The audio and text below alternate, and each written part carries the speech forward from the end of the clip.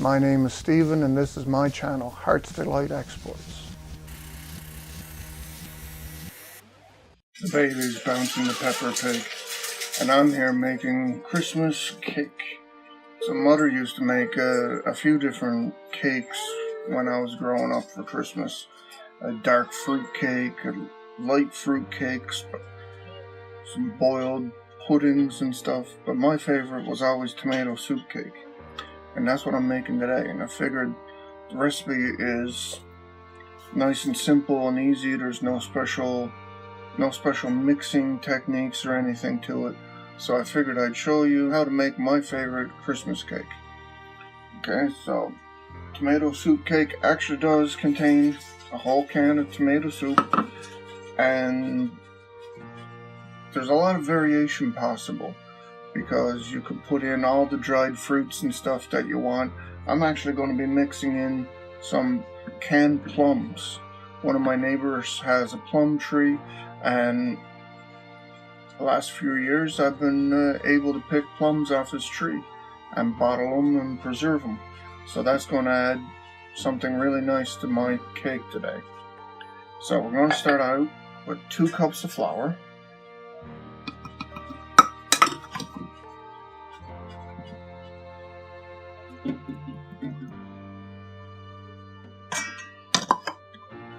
You'll need a medium-sized bowl to do this in. It won't get too big and messy, but it helps to have the room that you're going to need, right? Last thing you want is to get started on this only to discover, oh crap, I don't have enough room to mix it all. So after that, you're going to need 4 tablespoons of baking powder. No, 4 teaspoons. Find my right one in a second. Teaspoon. 4 teaspoons of baking powder.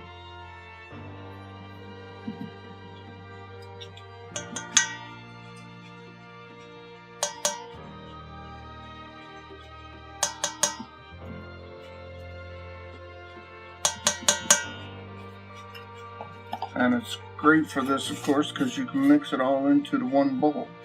You don't need to separate stuff. You don't need to cream butter or anything like that. Next, you need 1 teaspoon of baking soda. I had my recipe hooked up on the ventilation hood, so I can glance up at it, keep it at eye height. Makes it a little bit easier. Now, next I need 1 1/3 cups of sugar. You can use less if you prefer, if you want it less sweet.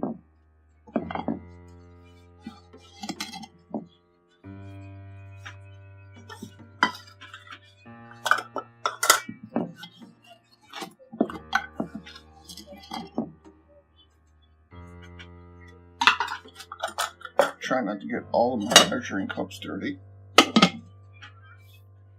Now I got sugar, need melted butter, 1/2 cup of melted butter.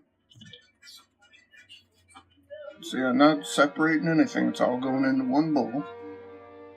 So far, that's what it looks like.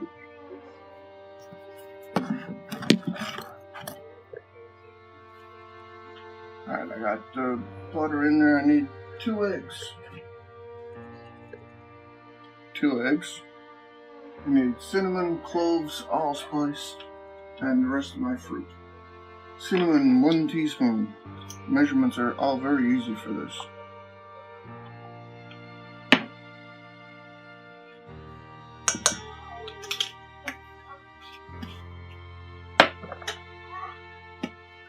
Cloves are only 1/2 teaspoon. Ground cloves, of course. I had to ground cloves myself for this. Put them in a food processor and ground them up. I don't have allspice, but I do have some nutmeg. I'm going to put a little nutmeg into this one. Now, most of it is done. Next, I need to put in a can of tomato soup. Now, there's no real difference between cans of tomato soup for the most part. Use one that you like the taste of already, because if you like the taste of it as soup, you're going to like the taste of it into the cake. So in that goes.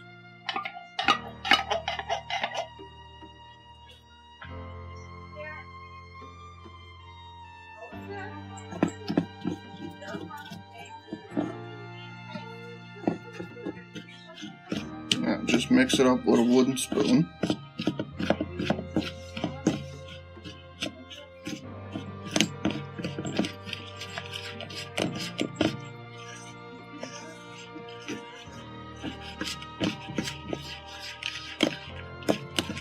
Now, you can see it's kind of dry, right? This is where your extras come in.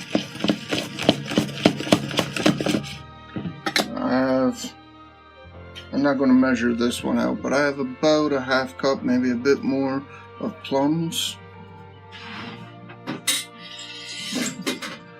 Now I want to put in some raisins, mixed fruits.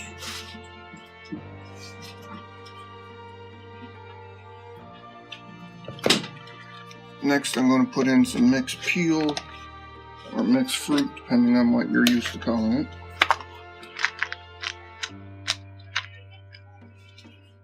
Again, this is up to yourself. Some people like it. My sister-in-law doesn't like all this stuff, I'm told. I remember eating it out of the container when we were kids. It could be why Mother was making so many cakes and stuff. Because if she didn't make it fast enough, we'd have it eat. I have some red and green cherries that I'm putting into it.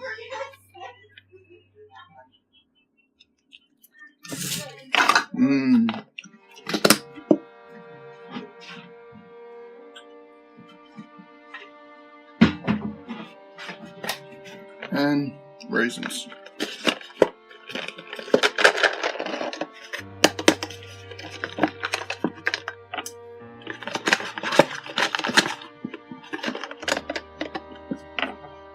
I need more raisins.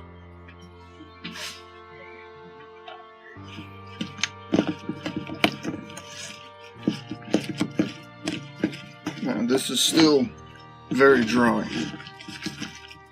I don't need it to be really wet, but this is drier than I would like.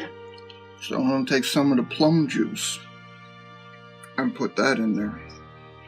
Now you can also use water or milk, whatever you'd like for that. You must be aware, of course, that the plum juice is going to add more sugar to the mix. See how it's loosening up a bit there.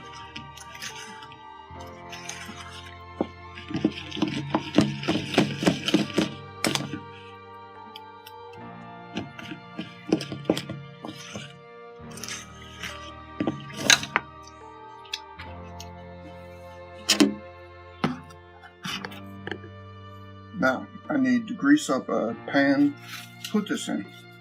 So that's pretty much all there is to this cake. So, a bit of wax paper that was surrounding the butter block, a bit of butter, I'll grease up the pan. I like using these angel food cake pans. There's a story in my family. I don't much remember it, but apparently at one point in time, my mother had a cake pan like this, fairly new, and I somehow managed to pull it down over my head. It must have been a really big pan or something, I don't remember. But apparently I had this thing wedged around my neck. Maybe it's just family legend, but my mother, my brothers all insist on it, my uncles. One of my uncles had to come over with a pair of metal cutters to cut it off of my neck. Still not sure I want to believe it, but I've done silly things in my life.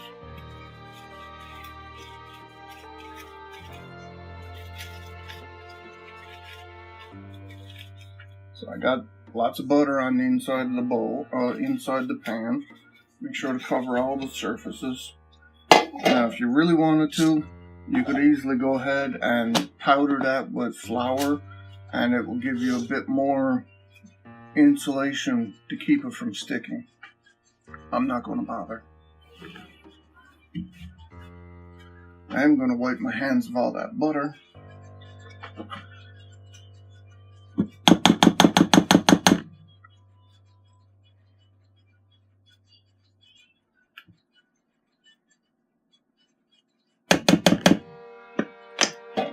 Clean off my wooden spoon a bit.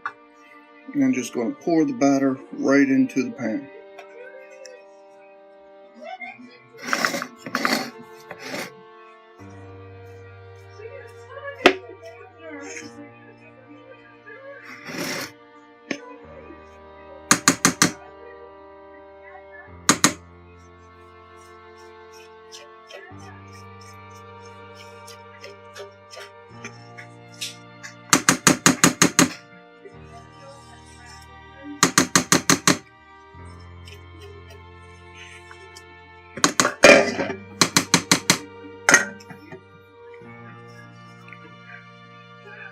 Now, I have my mix in there. Next thing I'm going to do is give it a bit of a shake, get it all settled in pretty good. And I need to set up my oven. So I'm going to set my oven to bake 350. I'm going to want it to cook for 40 minutes. So I'm going to actually set the oven up for 50 minutes at least and get the oven up to temperature and everything. Next thing is to tap down the cake and make sure that it settles nice and good. You mightn't agree with this, but I've made others that were too airy, too much bubbles in between, and fell apart a lot more. I want this to be a little bit more dense than that.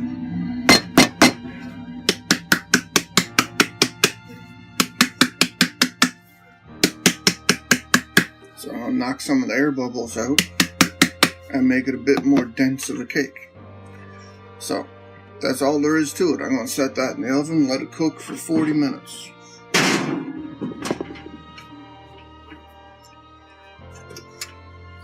And this is what it's going to look like.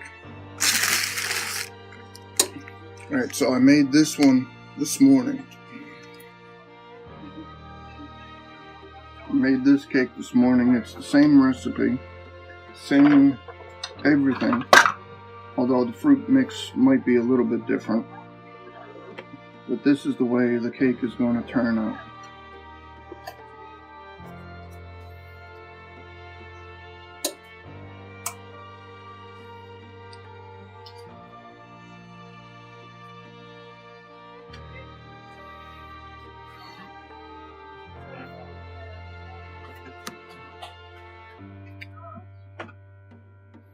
And you can see plums poking out through the top.